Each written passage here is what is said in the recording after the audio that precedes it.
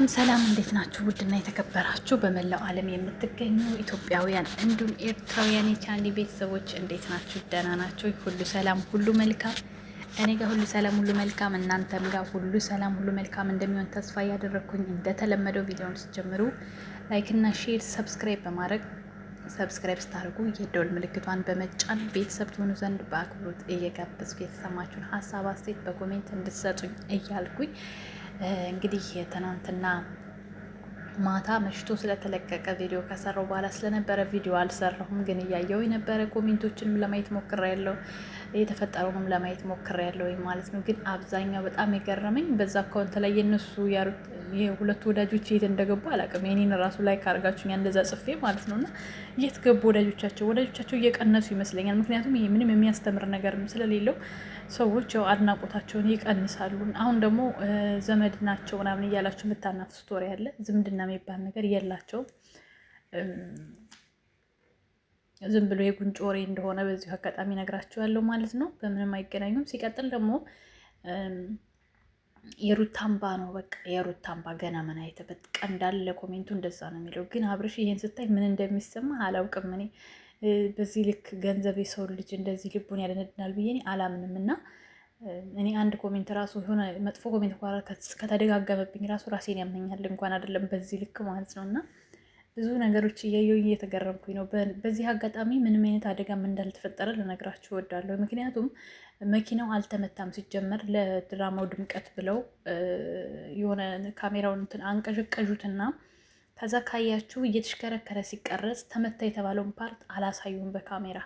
የእውነት ተመቶ ቢሆን ኖሮ አስጠግተው ጉዳቱን ያሳዩ ነበር። ምንም አልተነከም። ልክ የሆነ እንዳይመተው አድርጎ ነው ያቆመው ማለት ነው እንጂ አልተመታም። መኪናው ምንም አልሆነም። ሲቀጥል ደግሞ ሰው ራሱ በቃ የሰው አፍ ራሱ እኮ አንዳንድ ጊዜ ምን እንደሚገጥማቸው አታውቁም። በተለይ ንብረት ከባድ ንብረት ነው። እንደዚህ ቆርቆሮ ነው መኪና ላይ በጣም ብዙ ብር ማውጣት ማለት እንደምታዩት እንግዲህ እስከ ህይወታችሁ እንደሚያሳጣችሁ ነው የሚያሳየው። ለምን አብርሽ በጣም በውድ ነው የገዛው ከሁሉም ሰዎች መኪና፣ እሱ ብራንድ መኪና ነው እና ሌላ ንብረት ላይ ገንዘብ ካላችሁ ሌላ ንብረት ላይ ብታሳርፉት ይሻላል እንጂ መኪና እስከ ህይወት ማሳጣት ይደርሳል።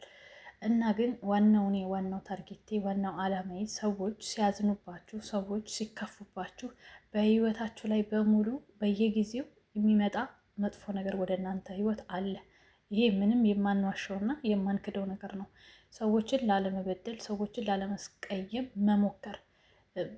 መሞከር ብቻ አይደለም መሆን አለብን። በምንችለው መጠን ሰዎችን አለማስቀየም፣ በዚህ ልክ ብቻ ሳይሆን ማለት ነው። በነገራችን ላይ ድራማ መሆኑ ብቻ አይደለም። ሩታ ከልቧ ራሱ ከውስጧ እንዲሁ ይዋት ሴት ልጅ ሆናችሁ መቼም ትረዳላችሁ። ውስጧ ላይ የሆነ የስቃይ ጥያቄ በቃ ስቃይ አለ። እውነቱን ስነግራችሁ ማለት የድራማ ብቻ አይደለም እንደዚህ የሚያደርጋት እሷን ኢቨን ስራውን ወዳ ፈቅዳ አይደለም ሳስበው የምሰራው ማለት ነው። መቼም በዚህ ልክ ምንም ተመካክረው ቢሰሩትም እንኳን ወንድ ነው እሱ ነው ነገሮችን ማስተካከል ያለበት እንጂ እሱ አይደለችም። ስሪ ካላት ሴት ልጅ እስከሆነች ድረስ ትሰራለች በግድ። እና ይሄንን ነገር ማስተካከልም ሆነ መተው የሚችለው ራሱ አብርሽ እንጂ ማንም አይደለም። እንድትሰደብም የሚያረጋት የሚሰጣት ካራክተርም ቢሆን የተባለችውን ነው ከመጀመሪያው ጀምሮ ይዛ የመጣችው የተባለችውን ነው። ለስራ ገባች በሱ ህይወት። ከዛ ደግሞ በሰዎች ግፊት እነሱም አብረው በመኋላቸው ይህ ፍቅር ተከሰተ። ከዛ በኋላ ያለው ነገር ደግሞ ምንን አስመልክቶ ምንን አስከትሎ ይሄ ህይወት ይቀጥላል የሚለው ነገር ደግሞ ጥያቄ ውስጥ ነው የሚያስገባው። እውነቱን ስነግራችሁ እኔ በጣም ማለት አንዳንድ ጊዜ ሴት ልጅ መሆን በራሱ ፈተና ነው። እንደገና ደግሞ በባሎቻችሁ ቁጥጥር ስር ነው ብዙ ጊዜ የምትሆኑ ይታወቃል። የሆነ ነገር ሲፈጠር ከሴቷ ይልቅ ባልየው ተደማጭነት ይኖረዋል እና ምንም ነገር አድርጎ ስትባሉ ታደርጋላችሁ። ብዙዎቹ ዩቲዩበሮች በዛ መልክ ነው የሚሄዱት። የባሎቻቸውን ወይም ደግሞ የፍቅረኞቻቸውን ትዕዛዝ ነው የሚሰሩት። ስሪ ከተባለች ትሰራለች፣ በቃ አለቀ፣ 4 ነጥብ። ስለዚህ ለምን በዚህ መልኩ ሩታ መረዳት እንዳልቻላችሁ አላውቅም። ነፍሰ ጡር ሆነ ስትዘቀዝቋት የሆነ ነገር ስታረጉ በጣም የሚያስጠላ ፖስት ስትፖስቱ ምናምን ሴት ሆናችሁ በተለይ የሆነ የሚሰማችሁ ስሜት ሊኖር ይገባል።